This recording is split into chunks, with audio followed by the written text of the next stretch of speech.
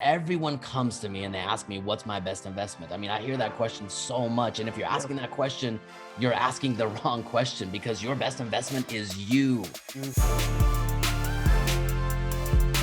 We always have such a great time anytime we connect. It doesn't matter if it's through Instagram or Facebook or whatever. We always have such a blast. And I think it's because you and I both had the quote unquote GED death sentence, right? Yeah, we did. Everybody told us we were going to be failures. Everybody told us we were going to fall off the deep end. But yet we've done okay for ourselves. Yeah. Right? How did you make the switch yourself? What happened with you that actually caused that switch to kind of go from one mindset to the other? You know what? That's a great question, man. I think some of my greatest strengths are also my greatest weaknesses. I'm a stubborn guy, right? And when I get my mindset on something, I'm gonna do it. And even if it hurts, I'm gonna do it. And I dropped out of high school just because I was a knucklehead. I was stubborn in the wrong direction, right? And it took me a couple of years to get my life figured out. But when I did, all of the social conditioning that we all get, it was programmed in there, and I didn't even question it once I started to turn my life around. And it was go to school, get a job, and everything's going to work out. And I found out I couldn't really go to school without a high school diploma, so I went and got my GED. Yeah. I did that super quick, got the little certificate, and then I found out my GED didn't count because I'd missed so much, so many years. So I went and did under whatever 99 level classes in junior college. But I went to school without even thinking about it. And I landed in the corporate world, bright-eyed, starry-eyed and ready to go. And man, just experience after experience there led me to really discover that wasn't the path for me. It wasn't that it was wrong. It wasn't that, it wasn't maybe good. I couldn't be stuck. I couldn't have a ceiling put on me. And so, I really started to work my way out of that situation. And a lot of that just required me to challenge the beliefs that I was operating with, those limiting beliefs that had put me in that situation. I had to break them, and I had to adopt new beliefs. And that's really how the journey started for me. Yeah, I love that. The one thing I want to maybe kind of circle back to, because we kind of glanced over it just now. It's a great, great lesson. But there are a lot of people right now who are doing things that they don't love doing. They're going to jobs that they hate, or they're not taking daily steps towards really what I would dare say is their calling, right? Yeah. Right. Their calling in their heart, the thing that, God put them on this earth to do, right? How does someone actually get the courage to walk away from the comfortability of one thing, even though it's, it, and set out and do the unknown? You know what, man? I don't know if there's a right way for every single person, but I think there's a few key steps, right? Yeah. I've spoken with thousands of people over the years, and one of the main questions I ask them when we talk about money is, what do you want? Yeah. And that sounds like a simple question to you and me, because we've spent a lot of time on what we want. Mm-hmm. When I ask this to other people, I mean, almost without exception, they can't tell me what they want. Yeah. They can only tell me what they don't want. And that's a very difficult place to be, because you operate out of pain, you operate out of scarcity, you operate out of limited vision of what's possible for your life. And so it's fine if you start in that position, but you have to start. And starting means doing things that get you uncomfortable, doing new things, starting to ask yourself and not let yourself off the hook, because your ego, your subconscious is going to beat the heck out of you saying, what are you doing? That's crazy. That's risky. Don't go that direction. You're safe over here. Right. And so you're going to have to start to test your limits and start to open up this curiosity again. As kids, we have this unlimited curiosity, but somewhere along the line, life, the world, profession, the corporate world, whatever it is, it beats it out of us. And we have to open that back up. So I think I'm a big believer in dreaming. I'm a big believer in meditating. I'm a big believer in aspiring to be like people that I admire, and not just saying, oh, they must be lucky. So those kind of things open up the possibility that maybe my life is meant for more. Yeah. No, I love that. When I think back to my journey, one of the things I think that you and I love to talk about is just how similar some of the journey aspects are. But, I think back to my journey, there wasn't one really massive aha. Yeah. There was a bunch of micro ahas along the way. And I know one of your ahas came from a lunch lady. I love your lunch lady story. You got to share with the audience, dude. Well, I love that you say those little mini ahas, because I think those mini ahas, they'll build and they'll build and they'll build. And if you don't get the lesson, sometimes life will smack you down. Yeah, you got to learn it the hard way. But if you listen to those little ahas, you can start to incrementally course correct and incrementally start going the right way. So, for me, it's funny.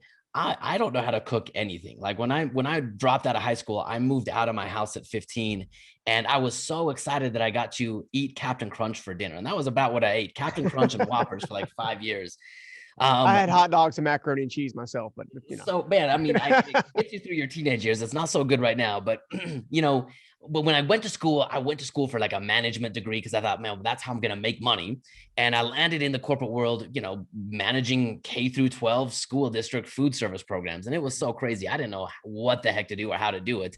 But you know, it was a really good learning opportunity for me. And I'll never forget, you know, when I got my first big promotion, I took over my first big account in DFW, and I was managing over 100 people. I was like 18 months out of college, and it was a big account to take over. And I remember, you know, I was making like $40,000, and the people I was managing like were making twice, three times as much as me. And when my manager brought me in, when my district supervisor brought me in, she's like, okay, hey, we're gonna give you 6 months, right? And if you can't do the job in 6 months, you're out. But we're not raising you until you prove you can do the job. And so 6 months later, I was doing the job, and I remember we met and we started talking.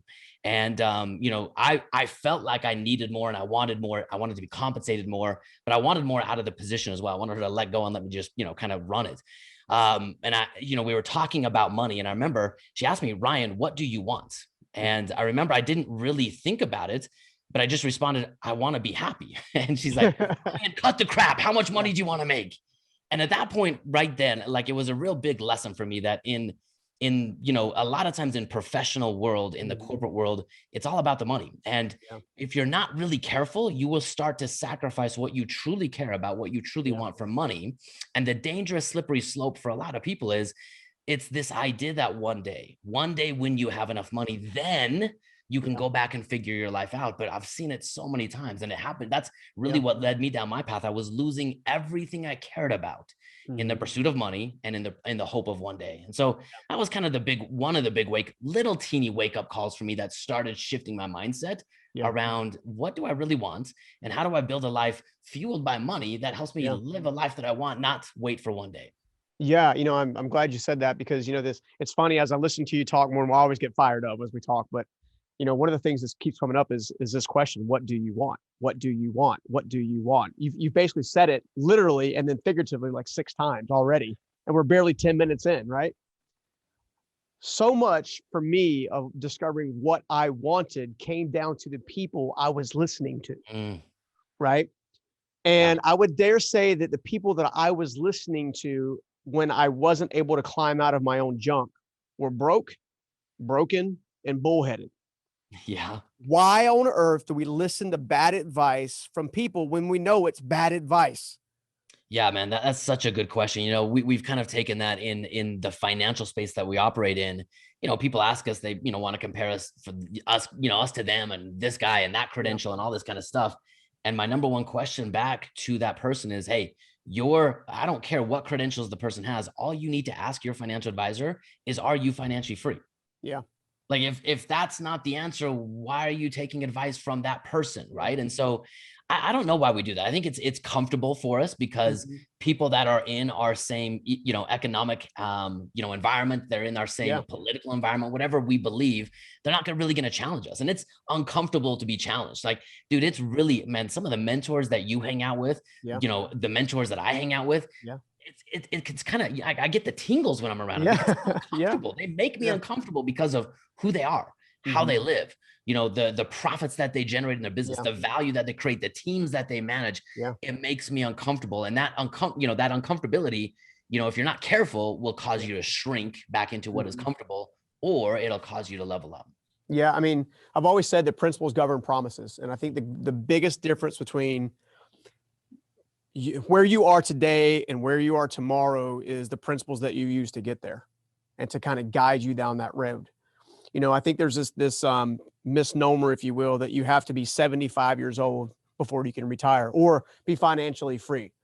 That you're supposed to go punch a clock somewhere, take whatever they give you, regardless of whether or not the organization cares about you or not. Thank God there are organizations, hopefully like mine, that care Yeah. about the team that's there.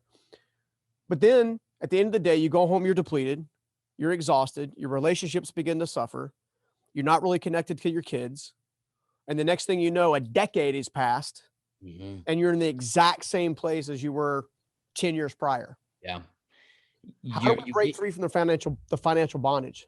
I mean, you get into a rut, right? I mean, Yeah. you develop this habitual behavior that you do those things that you just talked about. And before you know it, you don't even think about it. That's Yeah. just how you operate. That's how you wake up. That's the way you drive to work. It's the way you act when you come home.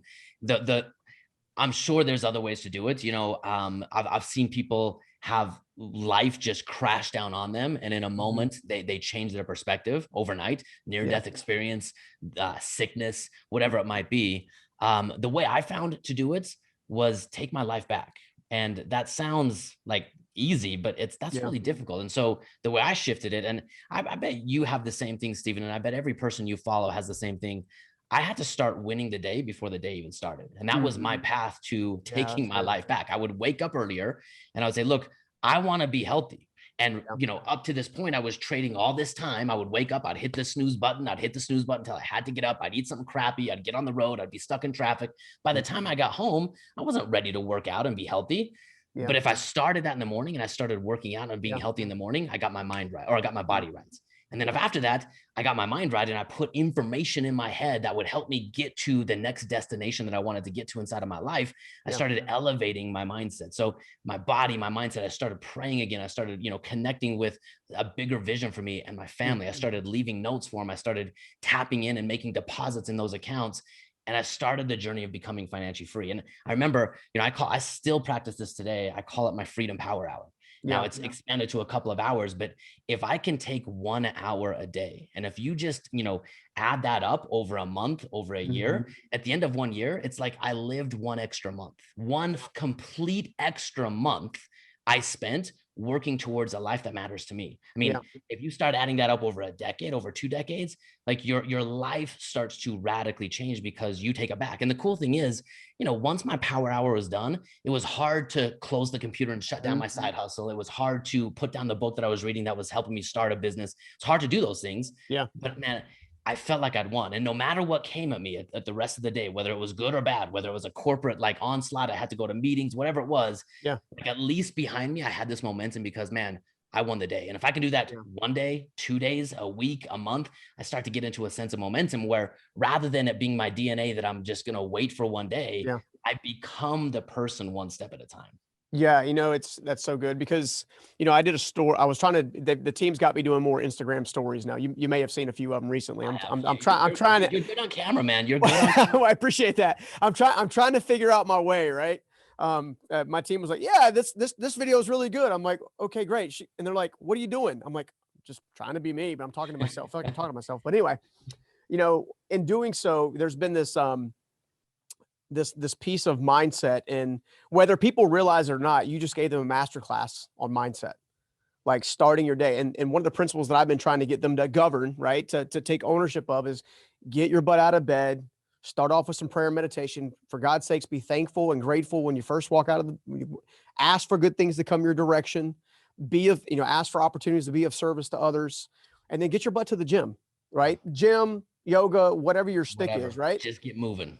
Blood flow helps, dopamine hits, serotonin rises, all that good stuff. And it was crazy because, in fact, well, I've gotten in trouble for this. Apparently, I'm accidentally roasting them on stories as well because, for a week, everybody shows up at 5 a.m. We're all working out, we're all getting it.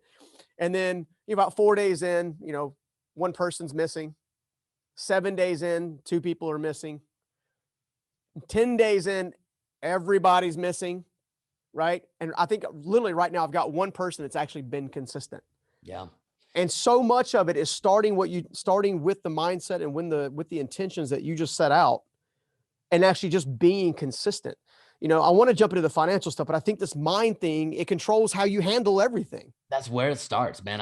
What I always tell people is, look, everyone comes to me and they ask me, what's my best investment? I mean, I hear that question so much. And if you're Yeah. asking that question, you're asking the wrong question because your best investment is you. Mhm. It's you. And it starts with you thinking and acting like a producer, Yeah. that will produce results, that will create the reality that you want, that will, become relentless. And those things Yeah. aren't easy. You have to develop those just like a muscle. You have to exercise them over and over and over and develop consistency.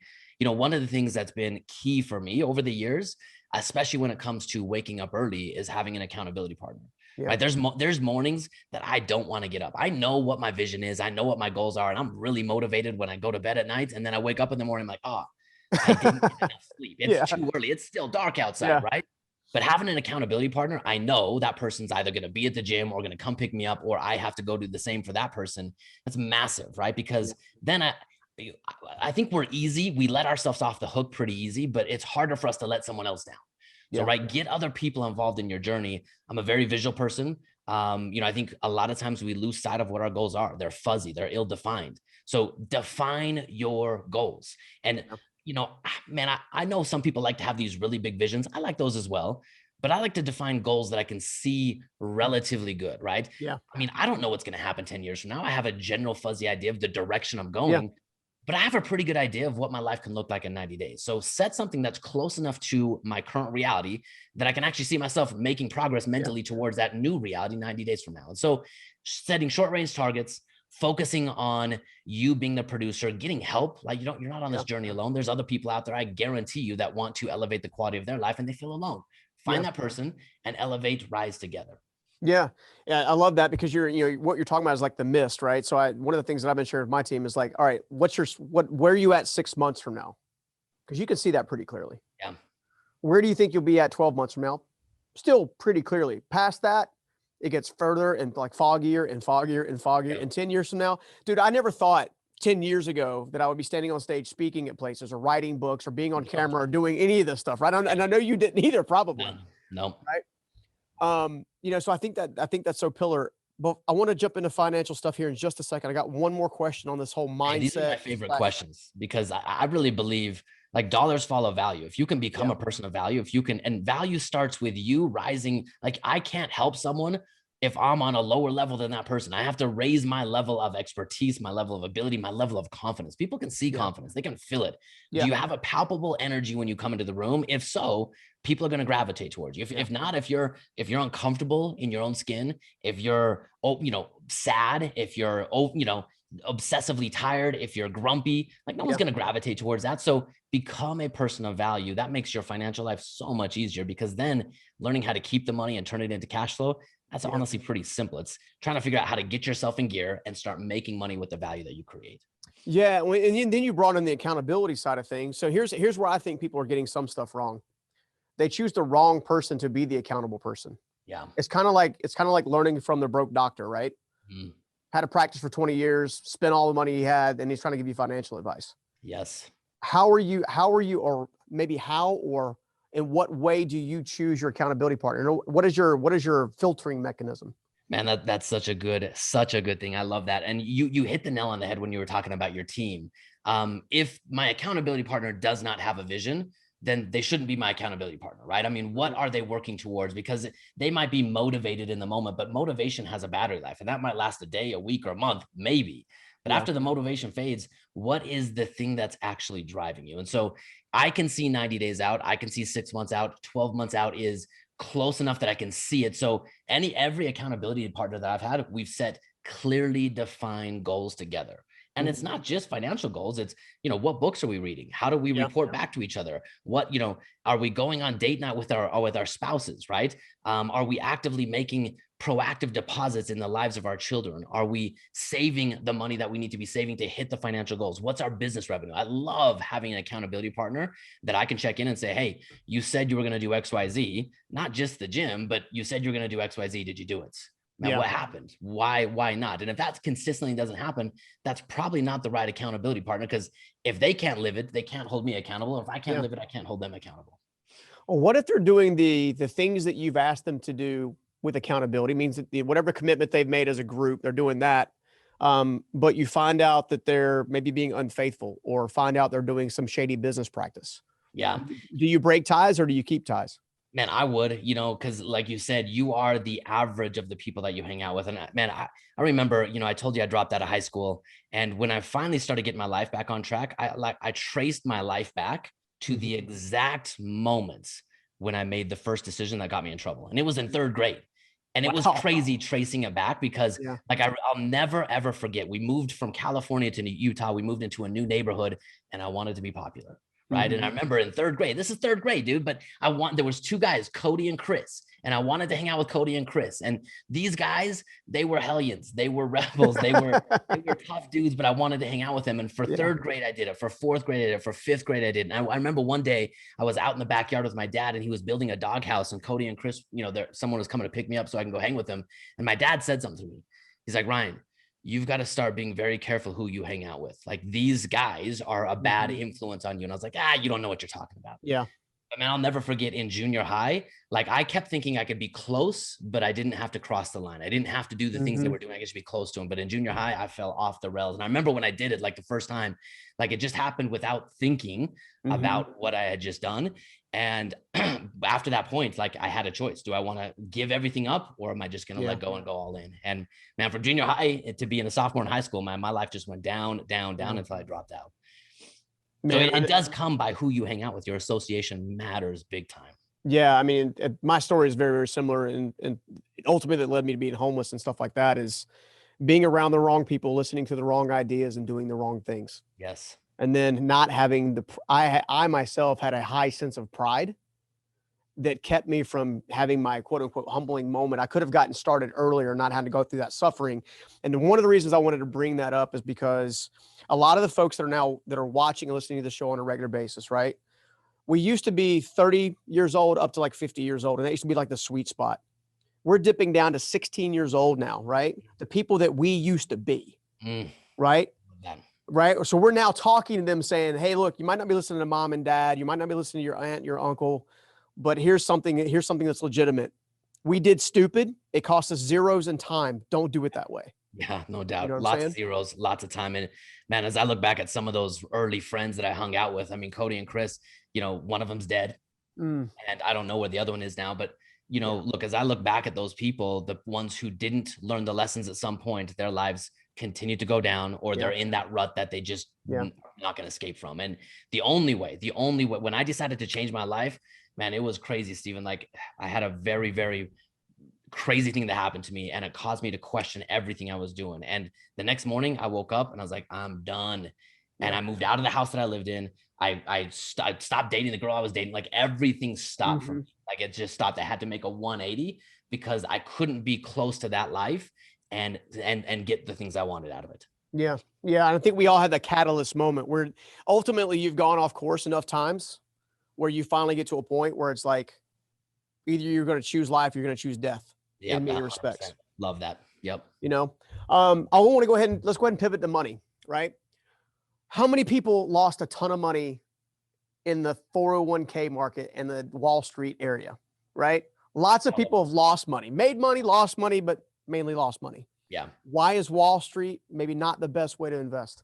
Man, I tell you what, it's again, that social conditioning. Like the numbers are so evident. Like, you can look everywhere online and see case study after case study, professional report after professional report. What's his name? Oh gosh, who's the guy that invented? Well, I just forgot. I think it's Ted Banna. But like, the guy who invented the 401k says it's his biggest regret of his entire life because it's literally destroying and ruining the average American today. Wow. So it's like the matrix that you can't see anything other, because like, that's what people are told to do. And going away from that is considered risky. And a faux pas. It is, man. And I think the greatest risk of all is being stuck in average. Because here's the crazy part about the market, right? I mean, if we're talking to people that you attract, these are goal-oriented people. They want more for their life. But if you look at how the stock market works, the stock market is based on one thing: average. And everything that is reported, measured, and defined inside of the stock market is average. And if you want to beat the average, it's, hey, maybe I work with this guy, or maybe I do this thing, and I beat the average +1. But at the end of the day, if you go from 5% to 6%, 6% to 7%, does it matter? No, it doesn't matter. That, you can't do average and expect to get extraordinary results.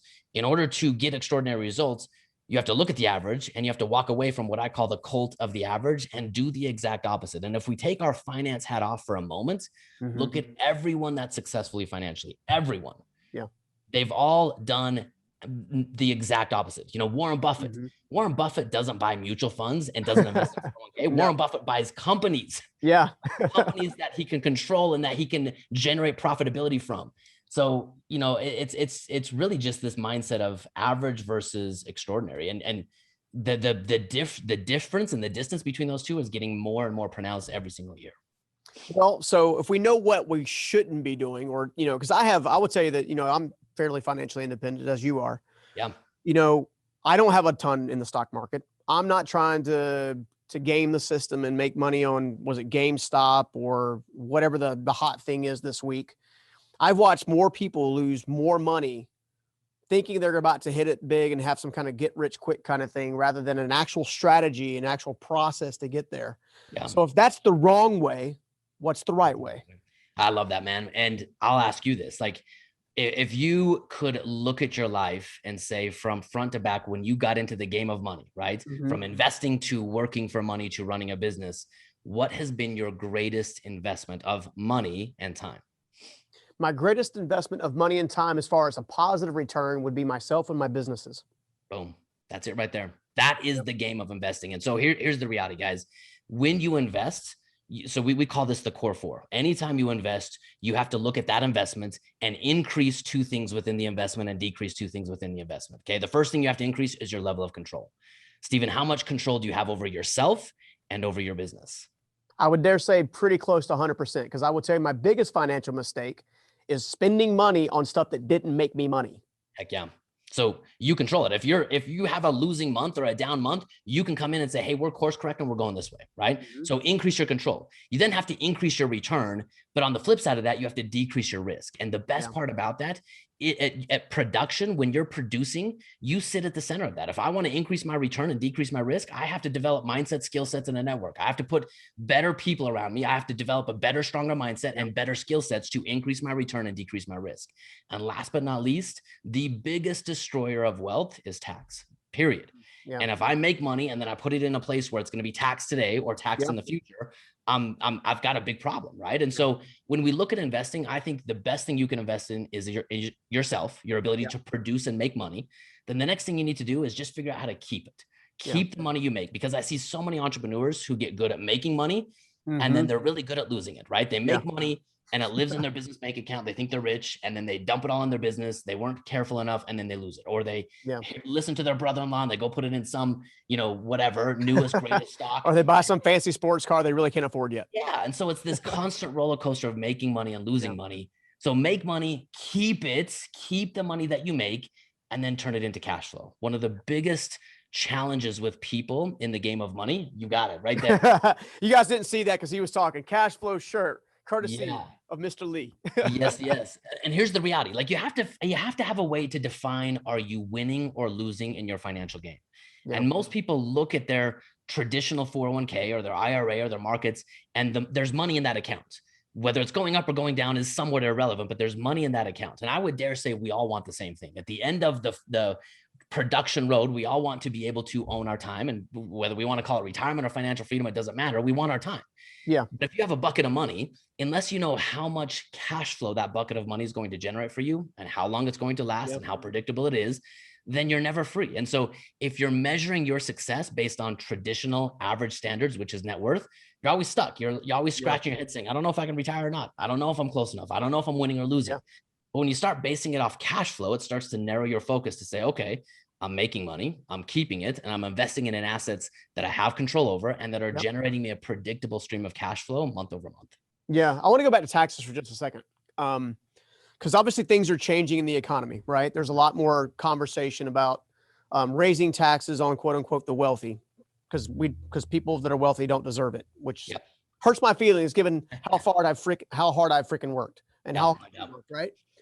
And I want to hit that really hard because some of the audience has been skewing a little bit down into the early teenage years, because what they hear a lot is, we're going to get all this tax money from all the wealthy people, these evil people, we're going to get their money, and then we're going to help you have all these different programs with all this different money that we get. So I want to kind of just break it down from my perspective. I want to hear your thoughts. So my thought is this: if my tax rate goes from roughly 50% of my income, so for every dollar that, like, imagine if you're a dishwasher working at Chili's, okay, and you're making $10 an hour, and you had my tax rate, okay, my state and federal tax rate combined, right? Not too far off from 50% nowadays. Yeah. That means that every hour that I make, I'm not actually making $10 an hour. I'm making $5 an hour. Okay. Now, let's imagine that I had a bunch of that. I'll fast forward to the CEO seat. So I'm sitting in the CEO seat. Okay. And my net income is whatever it is that year, or net worth changes year to year based on your investments and whatnot. But let's say that, okay, well, that's okay. Well, now I want to go to 70% tax rate. Well, because if you do 70% tax rate combined, again, state and federal, if we do that, then we're going to have more money for more programs, and the wealthy people, they don't need it because they're evil anyway. So that's bad. They're bad people, right? Well, then you take that methodology and then you apply that. The question that I've literally asked myself, because the fact that my tax rate has been what it had been for the last several years behind us allowed me to hire more people. It allowed me to give more people a better opportunity to better their lives, right? Open up positions, be able to offer a little bit more than the market is typically paying for that position on a consistent basis. As my tax rate increases, my cash flow decreases. And as my cash flow decreases, the amount of money I'm able to invest in my team and other things is drastically reduced. Okay. Which means for me, high tax rates equal low employment, right? I can't help the people I used to give because now I'm giving money that someone else didn't earn to someone that didn't earn it for them to go blow it. Yeah. Okay. Which really bothers me as an entrepreneur who's worked my ever loving butt off, right? I'm still working 14 hours a day. Now, granted, I don't know how not to, right? But I'm still in that zone. So as I look at that tax side of things, it makes me want to pull back on how much effort I actually put in. Right? Absolutely. I don't know if my logic makes sense, but if it does, I'd love to hear your thoughts. Yeah, man. If you go back to the 1970s and 1980s, income tax rates on a progressive, an incremental tax increase basis, tax rates were 70, 80%. Okay. So if you were a high income earner for whatever profession you were, you had the potential of paying upwards of 70 to 80% of your income in taxes. Mm-hmm. Ronald Reagan, before he jumped into the Oval Office, was a very successful actor. Ronald Reagan, at the end of his career, intentionally pulled back. He intentionally only produced and acted in a movie or two a year because it wasn't financially responsible for him to do any more work. Yeah. When he came in, he cut the tax rates, and they've been upwards of 30 to 35% for high income earners on a tiered level from that point on. But look, man, we live in a dangerous world right now. And it goes back to where we just started this conversation. It's the mindset. It's the mindset thinking that you can get something for nothing, thinking that if that person worked really hard and I take some of it, my life will be better. Look, the reality of it is money's just a tool. Like if someone gives me a chainsaw and I've never used a chainsaw before, I've never picked it up, man, I might kill myself, right? But if I'm really good with a chainsaw, I can go cut down some trees and build a house. Or make a sculpture. Exactly. Ice sculpture, right? And so here's the reality. Money's just a tool. If you don't know how to earn that money, if you don't know how to protect that money, if you don't know what it took to actually get that money, man, that money's going to be gone overnight. Yeah. And we've seen that over and over again as well. I mean, one of the people inside of our community, he's a top executive for Nike. Yeah. And Nike sales in the last, 18 months during COVID, Nike sales have been almost 300% of their previous year's sales in the US. Wow. And at the same time, sales are 300%, employment went way down. Where'd the money come from? Well, it was these, little incentives and government handouts to stay home from work. All of that money didn't go into, hey, how do I get a better job? How do I make more money? How do I start a business? How do I do? It went into, hey, maybe I'm going to go buy that thing over there. Maybe I'm going to go buy that thing over there. And so the reality of it is, taxes, I really believe the tax code, it's a treasure map. Mm-hmm. And at the top, right, the IRS, politicians, like the tax code is used to incentivize behavior, and it changes all the time. But at the end of the day, if you understand how to use the tax code, you'll understand why Donald Trump 4 years ago, when he was debated by Hillary Clinton, could say on live TV in a debate that he pays nothing in taxes. Now, that's kind of a facade. He pays taxes in other areas, but the reality is he knows how to use the tax code. And guess what? Every single year when there's a new president's, sworn into office, they release their tax records, and we get to look at what tax rate they have and where their assets are. The rich, including the politicians, including the ones making the Yeah. laws, guess what their tax rate is? 17%. I think Mhm. Obama was the highest. He had like an 18% tax rate. Biden's, man, after 40 years in politics, that dude's paying less than the average American by far in taxes as a percentage of his income. So he's just using the tax code to put his money in certain locations, to report income in certain ways, and to keep it off the tax radar. That's really what the tax code is meant to do. It's meant to help incentivize behavior, and they use tax deductions as those incentives. Yeah. No, the reason I wanted to bring that up is because I think there's a big misconception about what taxes are. That there are no government funded programs. The government does not create revenue. Like all of their revenue is based on tax. The thing that drives me insane about this idea, whenever we talk about taxes in the government, we talk about they, like they, it's this arbitrary entity. No, it's people taking money from other people, giving it to other people, or spending it or pocketing it, right? It's not they. You're exactly right. It's an entity. Yeah. Well, I wanted to bring that up too, because, I want people to understand that when it comes down to it, I want people to learn to play the long game. Right. And that's one of the things that I love about all the stuff that you teach. It's all about the long game, right? The long game is, going back to the tax example that I gave, is the higher taxes are going to eventually decrease production, which decreases opportunity, which in turn decreases the amount of tax that is actually going to be received, even at the 70 or 80%, whatever the percent tax rate is, right? Yeah. So I just want to set that in people's minds and have them kind of understand they've got to pay attention to what's happening within the tax structure, especially if they have intentions on becoming self-sufficient and free financially. And that's why, yeah, go ahead, bud. One of the biggest things, Stephen, that you're talking about there, like in that core 4, when I talk about increasing control, increasing return, decreasing risk, the biggest destroyer of your wealth is tax. Yeah. And it doesn't, like, the politicians and the wealthy, they're playing a different game. They're using the tax code completely differently than you are. And one of the best books that I ever read on this that makes it super, super simple is Cash Flow Quadrant. Robert Kiyosaki, Cash Flow Quadrant. He talks about the different buckets that you report to the IRS that you make money in. And depending on how you tell the IRS you made money, that really determines how much of that money you're going to hand over in taxes. And if you're a W-2 wage earner, the entire tax code is written to tell you how much taxes you're going to pay.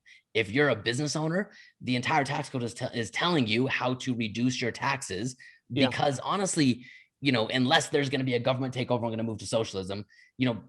I think people understand businesses run the economy. Businesses generate the jobs. That they're the ones solving the problems, creating the solutions. And so generally speaking, businesses have been tax favored from the beginning of the tax code.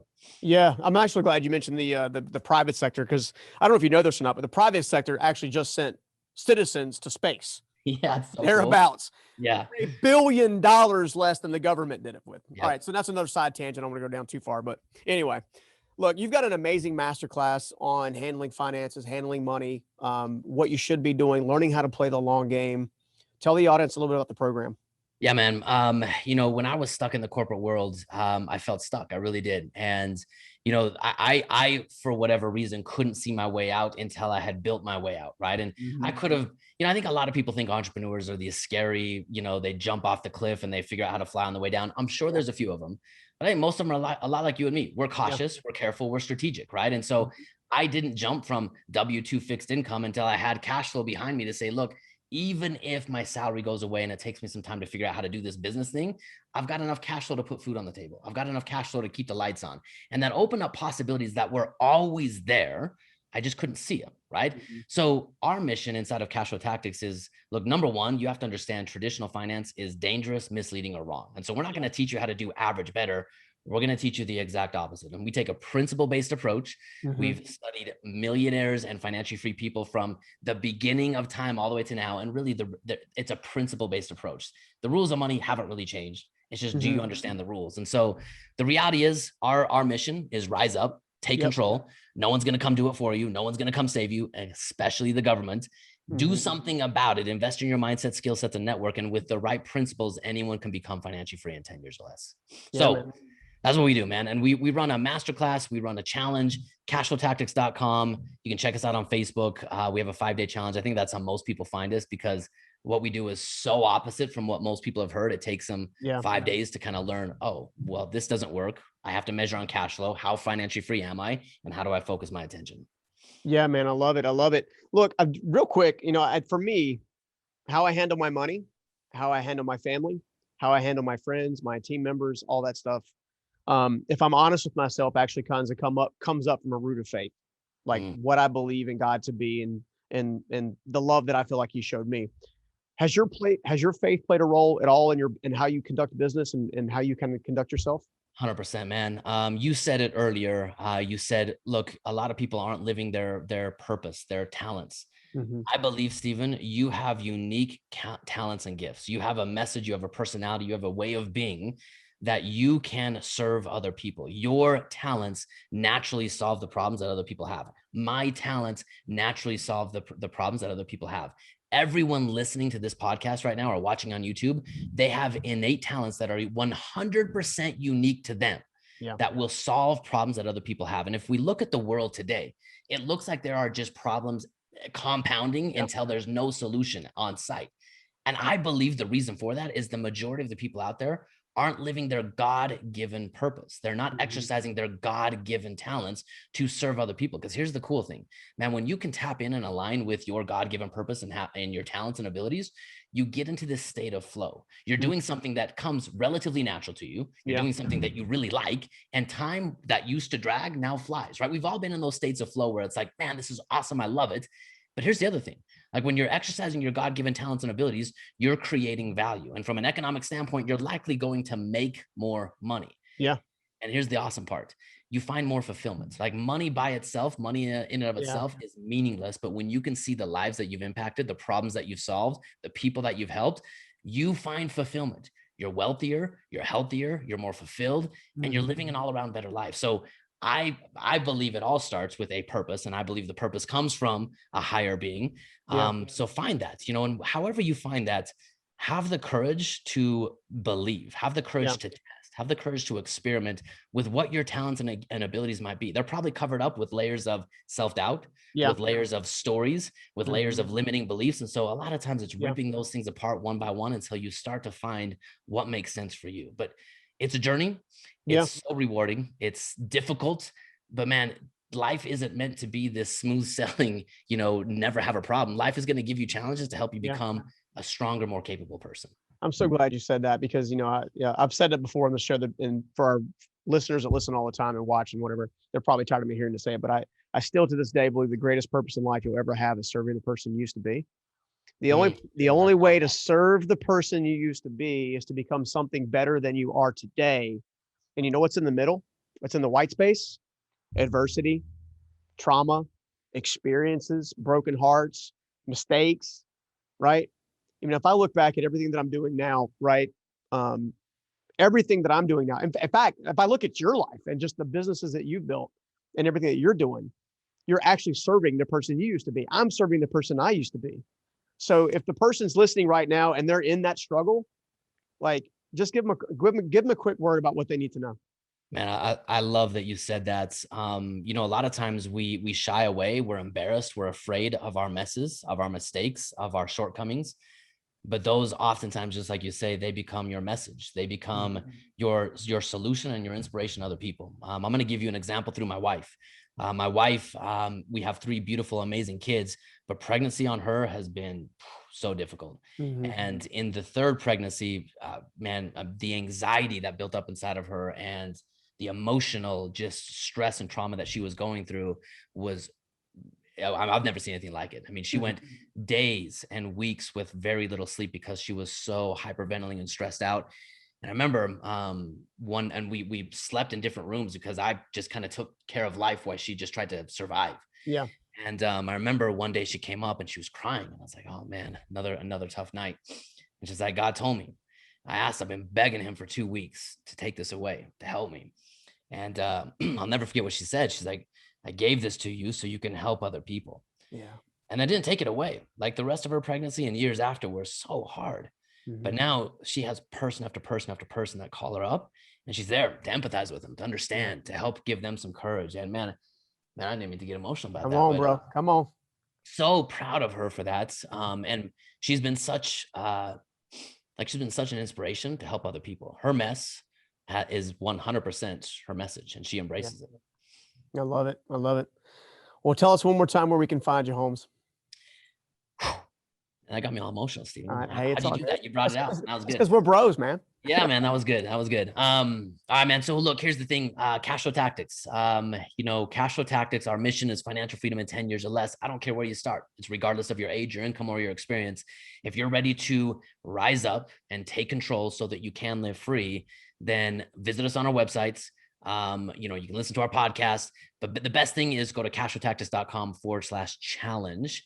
And that way you can get involved in our game and see if what we do is going to work for you. Rock on. As always, man, love hanging out with you. Our time always flies by every single time, man. So I'm looking forward to seeing you again, dude. Take care. I appreciate you. If you love that interview, go ahead and check out this next one right here. Nobody has an excuse, Steven. No one has an excuse. If they do, they're not seeing that they can actually get there. For some reason, they're stuck, and we've all been there. But you have to find a reason to get to the next level.